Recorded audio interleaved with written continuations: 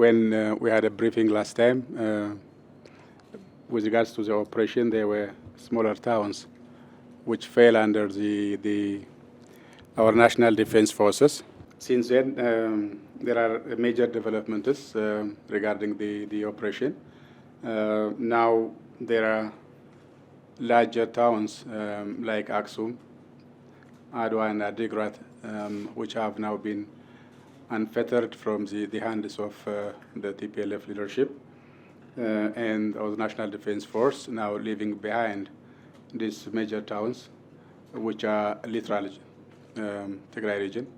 Next to these towns, there is only one major city, which is Mekelle.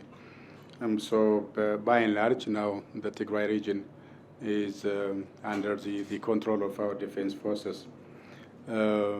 And now it's moving forward to Mekelle, as you might have heard yesterday, which was disclosed by the Prime Minister and the armed forces. Mekelle is now being encircled in the range of about 50 to 60 kilometers.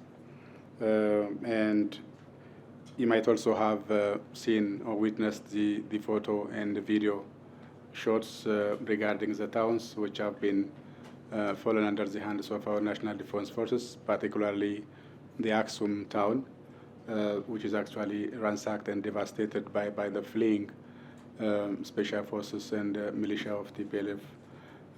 They've attacked and destroyed partially the tower of the airport. They also destroyed the runway by dozers, and they destroyed some of the equipments and also the properties of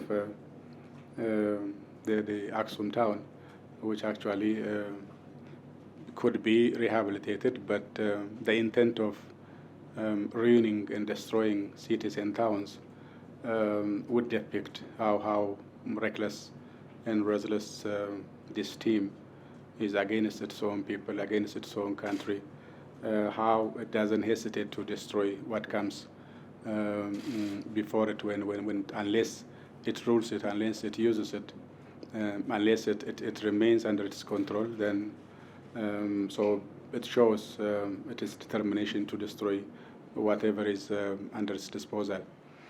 That's why the Prime Minister yesterday had to issue an ultimatum of 72 hours to let the people of Mekelle understand that the beginning of the end is within reach, and that our defense forces have now effectively encircled Mekelle, and now it is easy to target any military installations which are hidden in any places. But again, the reason for the Prime Minister to issue the ultimatum and to let the people of Mekelle understand the reality is that because the people have been being informed a false and a hoax story that still the gang is controlling the entire Tigray region except the peripheries, and that it can still defeat the National Defense Forces, that it can still wrest back the areas which it has lost, showing that sporadic throw of rockets to Bahadar and Gondar, they think it was tantamount to challenging and checking the progress of the National Defense Forces. That we know it's not the case, even though they throw here and there and now and then some rockets. Writ large, Tigray particularly was defined by major towns like Aksum, Adigrat, and Adwa. Then once they have fallen under the hands of our defense forces, the group actually is now limited to Mekelle, and then it's a group of Mekelle. Otherwise, it does not control the whole Tigray. So the people of Tigray and the people of Mekelle now must understand that it's high time to say enough is enough, and then to save their lives, to save the city, to save the region, because the forces are actually known to hide their armaments and some of their instruments they actually had in their control. And schools, universities, churches, and mosques and in villages which are highly populated, because any attack on either of these targets would inflict larger damage either on sacred places or on the population. Given the facts that how they destroyed Aksum Airport, then we have enough reason to be afraid that they would do the same to derelict and also to destroy the sacred places of Mekelle.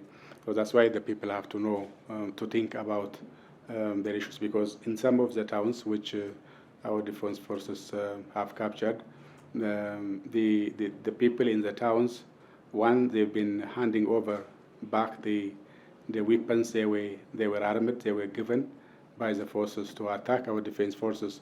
Now they changed their mind, and then now they are handing over the arms to our defense forces. And then now they're also pointing out some hideouts of areas with militia and the special forces for our national defense forces. So having seen these factors, the Mekelle people could also do the same. That means they have to save their lives, they have to save their city and also their region by saying enough to this group and then handing over to the government so that the lasting peace process would kick in. The other aspect, what remains is that since the rehabilitation process for even for those special forces and militia in the towns which have already been foreign and defense forces to rehabilitate these militia forces to pacify themselves and then to assume their daily and peaceful life with the community. So elders, religious leaders have begun playing their role to actually rehabilitate these uses. That could also be done in Mekelle once the handing over of the forces who are hiding in Mekelle has been done. The other issue is the talking of this the agenda on peaceful, lasting peaceful mechanism. Last time, as you might have heard, the AU chair, the South African president, decided to send some envoy to Ethiopia. So the government actually made it clear that the Prime Minister would receive and talk to these envoys as a matter of respect for African initiative and the African leaders. But again, because facts on the ground have now changed and have come to their very end, there could be several scenarios, mechanisms whereby the lasting peace issue could be discussed about, but not with this particular group, because this particular group has now become fugitive and actually remained in Mekelle, because by and large, most of Tigray have now fallen under the hands of our defense forces. There are a number of pressure groups, elders, religious leaders, civil societies, could also discuss about the mechanisms, the ways as to how to bring about lasting peace in Tigray, and the ways and mechanisms as to how quick the ringleaders and the gang of which the arrest warrant have issued could surrender to our defense forces. And then the lasting peace could be possible through a number of initiatives and dialogues. So the Prime Minister would receive this envoy in the coming couple of days, and all possible scenarios will be on the table to talk, except the bringing the gang to the table as a legitimate entity. Otherwise, other options would be possible for discussion. So these were the major development issues since we had our second briefing. Now, today's major point will be about legal preparations. So, and Gedion will touch upon the issues. Good afternoon, everyone. So I'll give you a brief update regarding the ongoing operations from the perspective of law enforcement agencies. So as you all know, currently there is a massive law enforcement operation that is going on in the northern part of the country. And this law enforcement operation is being undertaken within a framework of a state of emergency. So first, I would like to highlight why there is a need for such an operation, why there is a need for a state of emergency, and what are the laws that we believe have been violated by criminal elements within the TPLF. Based on our investigation so far and based on the facts that are very obvious to everyone, the pronouncements, statements, conduct, and decisions of several top leaders of the TPLF constitute serious and grave crimes under the laws of the land. I will highlight only some of these crimes in relation to which we are conducting investigation. Some of this conduct and decisions and pronouncements we believe might constitute high treason under the criminal code issued in 2004. We also believe that the attack against the Northern Command and several of its outposts could constitute the crime of impairing the defensive power of the state. We also believe that these acts could constitute armed rebellion under the definition of the Criminal Code of 2004. We also believe that some of these subsequent conduct of these individuals could constitute attacks against the political integrity of the state under the same criminal code. Furthermore, a fifth offense could be outrage against the Constitution under the same code. And many of the acts, including the rocket attacks against Gondar, at Bahardar as well, could constitute acts of terrorism. And last but not least, the rockets that have been fired against Asmara could constitute hostile acts against friendly foreign states, which is a crime under Article 261 of the Criminal Code. So this is not necessarily an exhaustive list of provisions of the Criminal Code and other relevant criminal laws that are at play in relation to this law enforcement operation. But these are some of the most serious and grave offenses that we believe have been committed in the past couple of weeks, and also prior to the attack against the Northern Command. As you well know, Mr. Seko Toure, one of the senior spokespersons of the TPLF, has gone out on Dimtsa Wayane, a media outlet run by the TPLF, and has publicly admitted that the attack against the Northern Command was committed by, was organized and was conducted by the TPLF and forces loyal to the TPLF in what he styled as anticipatory self-defense, and also another interesting term he used was lightning strike. So by now it's on public record, and it's very obvious that TPLF has organized and synchronized these attacks, but our investigation is not only limited to the attack against the Northern Command, but it also covers subsequent acts and statements and decisions of the TPLF leadership.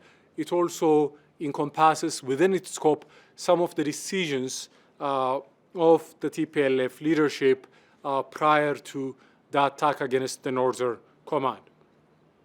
This investigation is being conducted by the federal police and federal prosecutors. So far, a number of suspects have been identified, and arrest warrants have been issued by federal courts. The investigations are still going on. And in these ongoing investigations, the number of suspects that have been identified are around 167.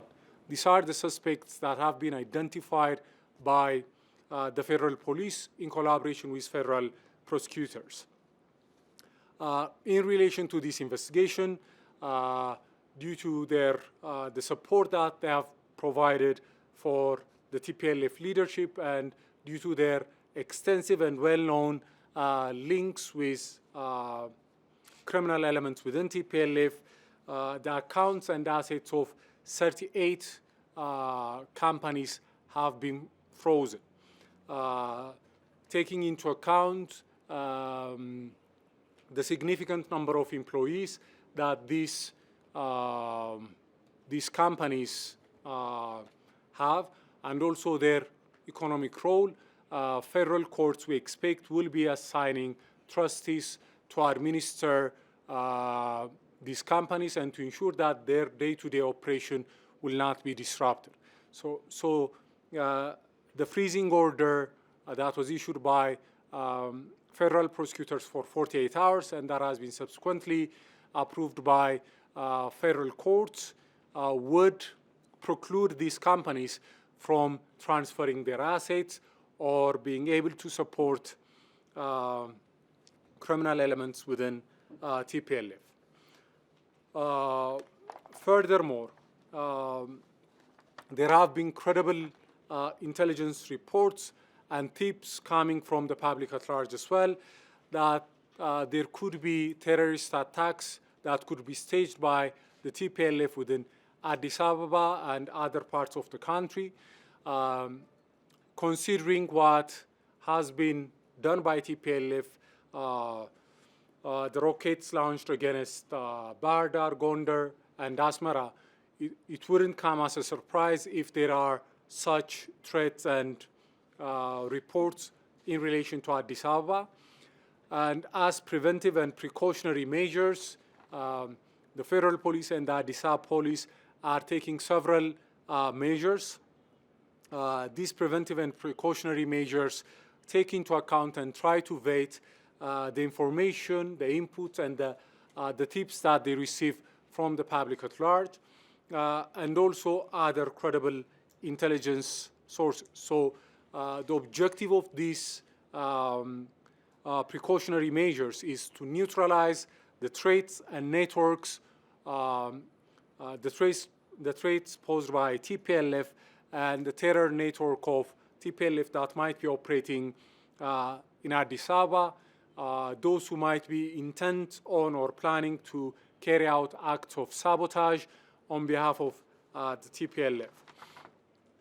In relation to these precautionary measures, the Addis Ababa police in particular has been conducting some search and conducting some investigations, and in relation to this investigation, around 343 suspects have been detained. Out of these detainees, around 116 suspects have been released on bail in accordance with the rulings of the relevant courts. One thing that I would like to highlight in relation to these precautionary measures and investigations that are being conducted in Addis Ababa is that there have been complaints in relation to abuses or excesses that might have occurred as a result of this operation. These are complaints we take very seriously. We understand that there could be isolated incidents. There could also be instances where police officers and law enforcement personnel might have acted out of line, out of bounds. So taking these concerns into account, the federal police and the Addis Ababa police are setting up a complaint handling mechanism. They will be announcing dedicated hotlines and desks to receive complaints so that anyone who would like to lodge complaints regarding the behavior, the conduct of law enforcement personnel. It could be how they have behaved, or it could be someone claiming that they are being searched or they are being targeted for these investigations without due cause. They could lodge their complaints through these mechanisms. We're doing everything within our power to ensure that there would not be arbitrary and discriminatory measures, and this is something that the government denounces. As you might have followed, several statements that have been issued by the administration, particularly the Prime Minister's office, has called upon the public and government agencies to ensure that there will not be discriminatory and arbitrary conduct on our part. In line with these statements and in the spirit of these statements, to ensure that this kind of conduct will not become a pattern, to ensure that the necessary corrective and remedial measures will be taken, the details of the complaint handling mechanisms, the numbers of the dedicated hotlines will be announced by the Federal Police and the Addis Ababa Police. Finally, I'd also like to communicate to you that our investigation, we have deployed federal prosecutors and investigators, investigative police personnel have been deployed to the northern part of Ethiopia to investigate reports of atrocities that have been committed according to some reports. For instance, according to the report by Amnesty International, in places like Maikadra by militia and special forces loyal to the TPLF. So we are at an early stage of our investigation. I can't provide much detail except to say that this is an investigation we'll take very seriously. That will be done with the utmost care. And as soon as we have further details, we would communicate those details to the public and to the press. We understand that the Human Rights Commission is conducting its own independent fact-finding mission and investigation. Our investigation is separate. Ours is a criminal investigation that is geared at identifying who did what, when, and we would also like to identify who gave the order, how high does the chain go up, and based on the findings of the team that has been deployed to investigate this matter, we'll make the final determination as to what kind of charge we would press and who will be the individual suspects.